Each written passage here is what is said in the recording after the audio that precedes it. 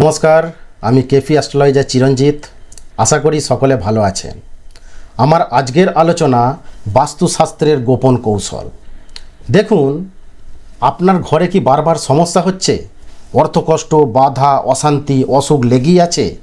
কোনো মতেই সঠিক দিশা পাচ্ছেন না?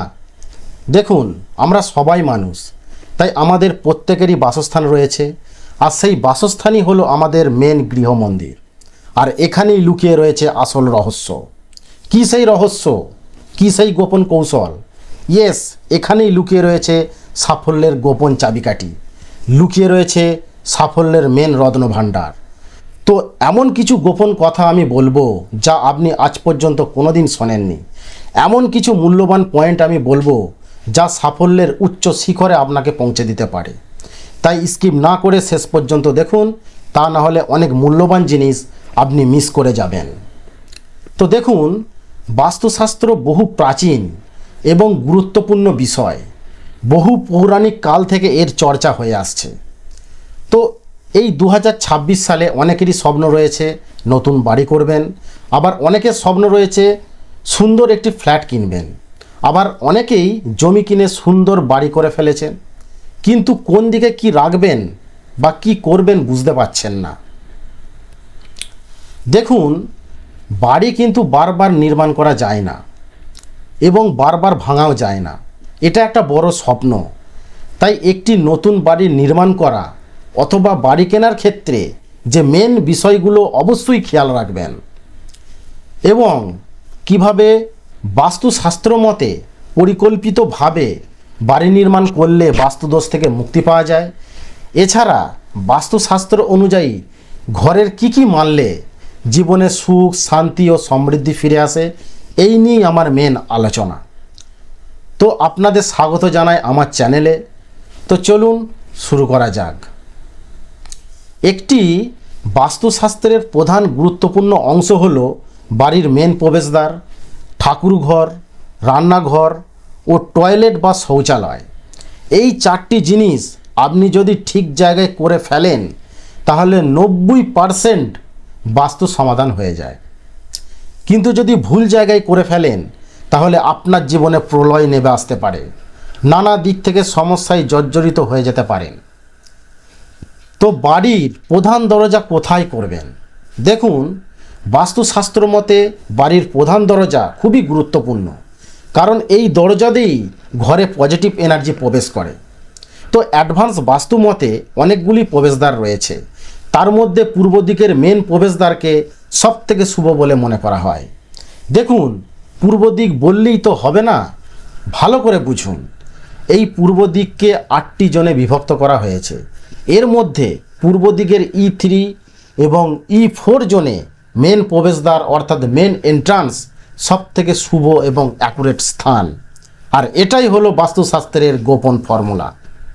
তো এই স্থানের প্রবেশদ্বার বাড়িতে সুখ সমৃদ্ধি বয়ে নিয়ে আসে, অর্থের প্রাচুর্য বৃদ্ধি পায়, সম্মান বৃদ্ধি পায় এবং সাফল্যের উচ্চ শিখরে আপনাকে পৌঁছে দিতে পারে।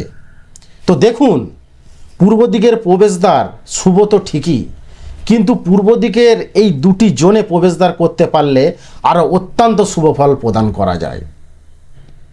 দেখুন, আমি বলে দিলাম পূর্ব দিক আর আপনি করে ফেললেন, এতে সম্পূর্ণ ফল পাবেন না।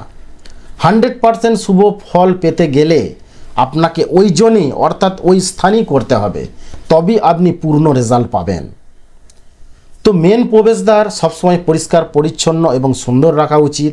দরজার সামনে কখনো আবর্জনা বা ভাঙা জিনিসপত্র রাখা উচিত নয়, এতে নেগেটিভ এনার্জি বৃদ্ধি পায়। মেন প্রবেশদ্বারের ঠিক ওপরে ওম স্বস্তিক ত্রিশূল চিহ্ন রাখলে অত্যন্ত শুভ ফল প্রদান করে এবং পজিটিভ শক্তি বাড়িতে প্রবেশ করে। যদি কোনো কারণবশত উত্তর দিকে মেন প্রবেশদ্বার করতেই হয় তাহলে N3, N4 অথবা N8 জোনে করুন, এতেও শুভ ফল বয়ে নিয়ে আসে। যদি পশ্চিম দিকে মেন প্রবেশদ্বার করতে হয় তাহলে W3 অথবা W4 জোনে করুন, এতেও শুভ ফল বয়ে নিয়ে আসে। তবে দক্ষিণ দিকে প্রবেশদ্বার না করাই ভালো, কিন্তু যদি একান্তই করতে হয় তাহলে S2, S3, S4 এই জোনগুলিতে করুন এবং দরজার কালার নীল করে দিন। এই ডিরেকশন ছাড়া অন্য কোথাও করতে যাবেন না, তাহলে বিপদে পড়ে যাবেন। এরপর ঠাকুরঘর কোথায় করবেন? অনেকের বাড়িতে পূজার ঘর থাকে। বাস্তুশাস্ত্র মতে পূজার ঘর ঈশান কোণ অর্থাৎ উত্তর পূর্ব কোণে করা সবথেকে শুভ। তবে খেয়াল রাখতে হবে N8 এবং E1 জোনে যেন ঠাকুরঘরটি হয়। এই দিকে ঠাকুরঘর অত্যন্ত শুভ ফল প্রদান করে, বাড়িতে পজিটিভ শক্তি বৃদ্ধি পায় এবং এই দিকে তুলসী গাছ অত্যন্ত শুভ ফল প্রদান করে। তবে খেয়াল রাখবেন যিনি পূজা করছেন তার মুখ যেন পূর্ব দিকে হয়, অর্থাৎ ঠাকুরের মুখমণ্ডল যেন পশ্চিম দিকে থাকে। এই স্থানে মেডিটেশন রুম করতে পারেন। তো ভুল করেও কোনো মতে এই দিকে শৌচাগার, রান্নাঘর বা সেপটিক ট্যাঙ্ক করা যাবে না। এই দিকে টয়লেট বা শৌচাগার করলে বিভিন্ন রকম রোগ ঘিরে ধরবে, বিশেষ করে হার্টের রোগ, ব্রেনের রোগ ও ক্যান্সার পর্যন্ত হতে পারে। তো এই দিকে কোনো রকম নোংরা আবর্জনার স্তূপ রাখা যাবে না, সবসময় পরিষ্কার পরিচ্ছন্ন রাখতে হবে। এবার রান্নাঘর কোথায় করবেন? রান্নাঘর বাড়ির অগ্নিকোণ অর্থাৎ দক্ষিণ পূর্ব কোণে হওয়া উচিত। বাস্তুশাস্ত্র অনুযায়ী এই দিকটিকে আগুনের দিক বলা হয়ে থাকে। তাই রান্নাঘর যদি এই দিকে থাকে তাহলে পরিবারের স্বাস্থ্য ভালো থাকে এবং এনার্জি বৃদ্ধি পায়। তো অগ্নিকোণের E8 ও S1 জোনে রান্নাঘর পারফেক্ট হয়ে থাকে। এতে বাড়িতে লিকুইড গ্যাস বৃদ্ধি পায়। এখানে মাইক্রো ওভেন, ইন্ডাকশান এইগুলি রাখতে পারেন। রান্না করার সময় মুখ যেন পূর্ব অথবা দক্ষিণ দিকে হয়, তবে পূর্ব দিক হলে বেশি ভালো হয়। এখানে মিটার ঘর বা ইলেকট্রিক রুম করতে পারেন। তো নববিবাহিত দম্পতির রুম এই জায়গায় করা যেতে পারে, এতে কোনো অসুবিধা নেই। এই অগ্নিকোণে কখনোই টয়লেট বা শৌচালয় করা উচিত নয়। এছাড়া রান্নাঘরে ফ্রিজ রাখবেন না। এবার টয়লেট কোথায় করবেন? ভুল জায়গায় টয়লেটে অত্যন্ত অশুভ ফল প্রদান করে। ভুল জায়গায় টয়লেট আপনার জীবনে প্রলয় ডেকে নিয়ে আসতে পারে। তো দেখুন, টয়লেট অনেকে মনে করেন বায়ুকোণে করা ভালো, কিন্তু অ্যাকচুয়ালি অ্যাডভান্স বাস্তুমতে টয়লেট সাধারণত দক্ষিণ দিকের S6 এবং S7 জোনে করা ভালো। কি বললাম? দক্ষিণ দিকের S6 এবং S7 জোনে করা ভালো। এবার শোবার ঘরের নিয়ম। শোবার সময় মাথা কোন দিকে থাকবে এটাও কিন্তু গুরুত্বপূর্ণ। বাস্তুশাস্ত্র মতে মাথা দক্ষিণ বা পূর্ব দিকে রেখে ঘুমানো ভালো। এতে ভালো ঘুম হয় এবং মানসিক শান্তি বৃদ্ধি পায়। তবে বাচ্চাদের মাথা পূর্ব দিকে করে ঘুমালে মেধা ও স্মৃতিশক্তি বৃদ্ধি পায়। তবে বিশেষ করে আফটার 50 ইয়ার্সের পর থেকে দক্ষিণ দিকে মাথা রেখে ঘুমানো ভালো। তার কারণ বাচ্চাদের মতো অস্থির চঞ্চল হয়ে উঠতে পারে। দক্ষিণ পশ্চিম দিকে স্বামী স্ত্রীর শয়নকক্ষ করা যেতে পারে। গৃহকর্তার রুমও এই দিকে করা যেতে পারে, এতে কোনো অসুবিধা নেই। বাড়িতে যদি অবিবাহিত মহিলা থাকেন এবং তারা যদি নৈঋত কোণে ঘুমান, তাহলে তাদের একাধিকবার শুভ সংবাদ আসতে পারে। এই দিকে বাচ্চাদের শয়নকক্ষ করবেন না। এবার অর্থ রাখার দিক। টাকা বা মূল্যবান জিনিস কোথায় রাখা হচ্ছে সেটাও কিন্তু গুরুত্বপূর্ণ। বাস্তুশাস্ত্র মতে টাকা বা সেফ উত্তর দিকে রাখা শুভ বলে মনে করা হয়, কিন্তু দেখবেন ক্যাশ বাক্স বা আলমারির মুখ যেন উত্তর দিকে হয়, অর্থাৎ আলমারির ব্যাকসাইড অর্থাৎ পিছন দিক যেন দক্ষিণ দিকে হয়। এতে আপনার অর্থ সম্পদ জমতে থাকে। এবার আয়নার অবস্থান। আয়না কোথায় রাখবেন সেটাও একটা গুরুত্বপূর্ণ বিষয়। তো বাস্তুশাস্ত্র মতে বিছানার সামনে আয়না রাখা উচিত নয়। আয়নার প্রতিবিম্ব যেন বিছানায় না পড়ে। এতে নেতিবাচক শক্তি বৃদ্ধি পায় এবং স্বামী স্ত্রীর মধ্যে কলহ বিবাদ বাঁধতে পারে। ঘরে যেন পর্যাপ্ত পরিমাণে আলো বাতাস ঢোকে সেই দিকে খেয়াল রাখতে হবে। বাড়িতে ভাঙা জিনিসপত্র রাখবেন না। বাস্তুশাস্ত্র মতে ভাঙা জিনিস, ভাঙা ঘড়ি, ভাঙা কাঁচ বা নষ্ট জিনিস রাখলে নেগেটিভ এনার্জি বয়ে নিয়ে আসে। ঘর সর্বদা পরিষ্কার পরিচ্ছন্ন রাখবেন। বাস্তুশাস্ত্র মতে পরিষ্কার পরিচ্ছন্ন ও গোছানো ঘরে পজিটিভ এনার্জি বেশি থাকে এবং অর্থের আগমন বৃদ্ধি পায়। কারণ আপনারা জানেন পরিষ্কার পরিচ্ছন্ন ঘরে মা লক্ষ্মী বসবাস করেন।